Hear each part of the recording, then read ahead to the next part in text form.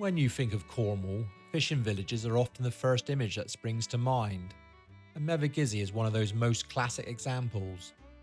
Tucked on the south coast, just a few miles from St Austell, this harbour village mixes old Cornish charm with just enough bustle to keep it lively. Today we're heading down the narrow streets, exploring the harbour and seeing what makes Mevagissey such a well-loved stop on any Cornwall trip. Parking in Mevagissey can be a bit of a game in itself. The main car parks are on the edge of the village, about a 5 to 10 minute walk down to the harbour. It's worth knowing this before you arrive, because the streets in the centre are famously tight. You don't want to find yourself squeezing a big car through those narrow lanes. There are a few closer spaces near the harbour, but they're limited and filled quickly. In general, allow extra time and expect a bit of a walk.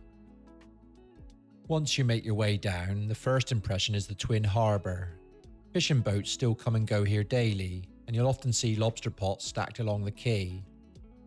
This isn't just a tourist showpiece, it's still a working harbour, which gives Mevagissey a more authentic feel compared to some villages that have gone completely visitor focused. Around the harbour you'll find plenty of places to grab a bite. Pasties, of course, are everywhere. Most bakeries will have a Cornish pasty hot and ready. If you want fish and chips, you're spoilt for choice. And sitting on the harbour wall with a paper-wrapped portion is one of those little Cornish pleasures.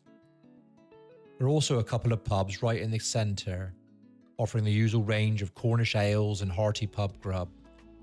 Prices are what you expect for a popular spot, not the cheapest in Cornwall, but fair enough given the location.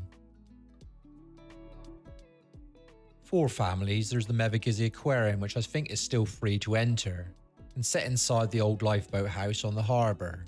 It's small but fun, with tanks showing local sea life, and kids usually enjoy spotting crabs and small fish up close. If you're after something more active, boat trips run regularly from the quay. Everything from short jaunts along the coast to fishing excursions. On a calm day, heading out to sea gives you fantastic views back over the harbour and the patchwork of houses climbing the hillside. Mevagissey's narrow streets are part of its charm, but they do make accessibility tricky in places. The lanes are cobbled and hilly, and some routes have steps. For most visitors, it's manageable, but it's worth wearing good shoes and be prepared for a bit of climbing in certain places. On the flip side, those hills give you a brilliant vantage point over the harbour. If you walk a little way out of the centre, you can join the southwest coast path for a cliff-top view across St Austell Bay. Mevagissey has been around as a fishing village for centuries, with records of pilchard fishing going back to the 1400s. The name itself comes from two Irish saints, Saint Meva and Saint Izzy. Even today, the fishing heritage runs deep, and you'll see it in everything from the boat names to the little museums tucked around the village. Crowds are part of the deal here, especially in summer.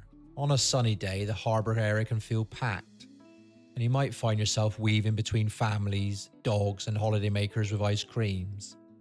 That said, there's usually enough atmosphere to make it feel lively rather than overwhelming. Out of season, it's a much calmer experience, still open but with space to breathe. One thing I always appreciate in Mevagissey is the balance between tourist appeal and local life.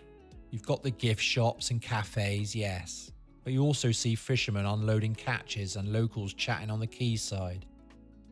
It hasn't lost its Cornish soul completely, and that makes it stand out compared to more polished visitor-driven spots. If you're planning a full day, you can easily combine Mevagissey with a trip to the Lost Gardens of Heligan, which is just a few minutes drive away. You can spend the morning in the gardens and the afternoon at the harbour. And for walkers, the coastal path between Mevagissey and Pentuin is a popular short stretch with beautiful sea views. So is Mevagissey worth your time? Absolutely. It's not the easiest place for parking or accessibility, and families won't find it theme parks. But if you want the essence of a Cornish fishing village, colourful boats, narrow lanes, pasties by the harbour, and that mix of old and new Cornwall, this is a strong choice.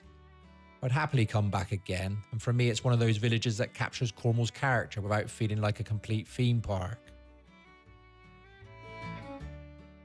Thanks for joining me in Mevagissey. I hope you enjoyed the video. You can check out some of my other Cornwall Days Out videos in the playlist.